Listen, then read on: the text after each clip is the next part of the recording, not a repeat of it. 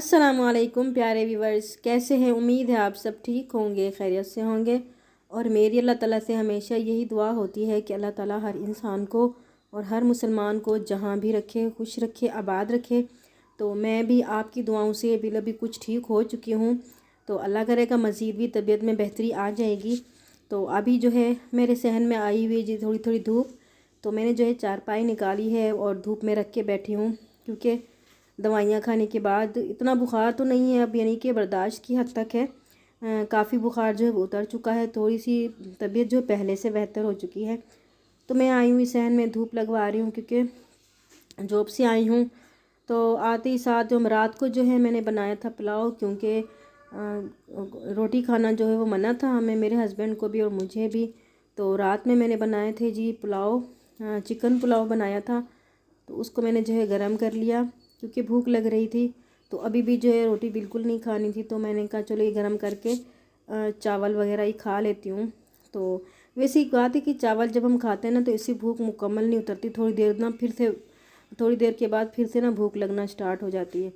तो ये नहीं कि फुल पेट भर के हम खा भी लें, तो फिर भी जल्दी चावल खाने से ना जल्दी भूख लग जाती है। जबकि अगर हम खाना खाएं रोटी के साथ, तो वो काफ़ी देर तक जो है पेट में रहता है और इतनी जल्दी जो है भूख में नहीं लगती।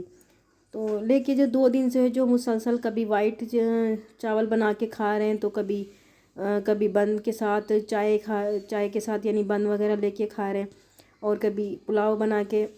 तो चावल खा खा के ना थोड़ी सी तबीयत बोर हो गई है। तो सोच रही हूँ कि आज क्योंकि बुखार काफ़ी अब उतर चुका है तो शाम में जो है मैं सोच रही हूँ कि साग को ना तड़का लगा लूँ, क्योंकि मेरी ससुराल वालों ने साग बनाया था और जब भी वो साग बनाते हैं तो मुझे ज़रूर भेजते हैं। तो सोच रही हूँ कि उसका तड़का लगा के शाम को जो है ना उसी के साथ खाना खाऊँ। शाम जो है बिल्कुल ढल चुकी है, और वह वाशिंग मशीन मेरी बेटी ने लगाई हुई है, क्योंकि स्कूल की यूनिफॉर्म जो ना वाइट कलर की होती है, तो वो बहुत जल्दी 2 दिन में ही गंदी हो जाती है। तो इस वजह से ना वो हर दूसरे दिन बाद खुद ही से ना लगा लेती। कपड़े भी इतने ज़्यादा इकट्ठे नहीं हुए कि मशीन लगाई जाए। तो जैसे ही वर्दी यानी कि उसकी यूनिफॉर्म मैली होती है, तो वो फ़ौरन से ना मशीन लगा के धो लेती है। तो सर्दियों में तो यही मसला होता है कि ना सूखने का नाम नहीं लेती, कपड़े जो ना बिल्कुल देर से सूखते हैं, धूप कम कम निकलती हैं। तो इसी वजह से मैं सोच रही थी कि एक अदद ना ड्रायर जो मशीन होती है ना, ड्राई जो कपड़ों को यानी ड्राई भी कर देती है साथ में, तो वो इरादा है। क्योंकि सर्दियों में इसका सबसे ज़्यादा मसला होता है, गर्मियों तो वैसे भी गांव में ज़्यादा होती हैं, तो बस जैसे ही कपड़ा डालो और फ़ौरन से सूख जाता है, उसको लपेट के रख भी दो। तो इसी वजह से थोड़ी प्रॉब्लम हो जाती है। अब सारी रात इसको रखेंगे, सुबह ना इस्त्री से जो गीला होगा उससे इसको फिर खुश्क करेंगे। और आज जी मैंने कुछ शॉपिंग की है। ये शॉपिंग मैंने नहीं की, मैंने जो है कहीं से मंगवाए हैं, अपने शहर से तो नहीं लेकिन किसी दूसरे शहर से मंगवाए हैं। ये हैं जी लुंडा के कंबल। तो कुछ मेरी सिस्टर वगैरह लोगों ने मंगवाए थे, तो मुझे उस वक्त पसंद आया था। तो उस वक्त मेरे पास इतनी मनी नहीं थी कि मैं ले सकती। तो अब की मर्तबा जो मैं अपने सिस्टर से कहा कि मुझे भी ना ऐसे वाले कंबल मंगवा के दें, तो उन्होंने जो है मुझे मंगवा दिए। लुंडा के होते हैं, लेकिन बहुत अच्छे होते हैं, हम इनको अच्छी तरह इस्तेमाल कर सकते हैं, बिल्कुल नई हालत में होते हैं। तो मैंने जो है 4 कंबल मंगवाए हैं।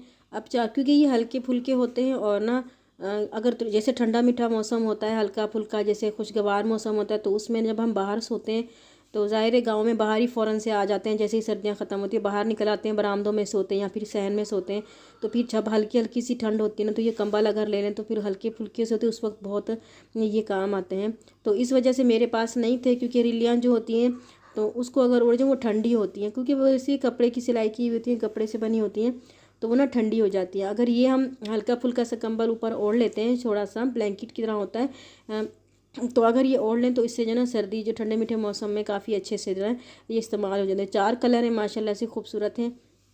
तो आपको कैसे लगे बताइएगा ज़रूर।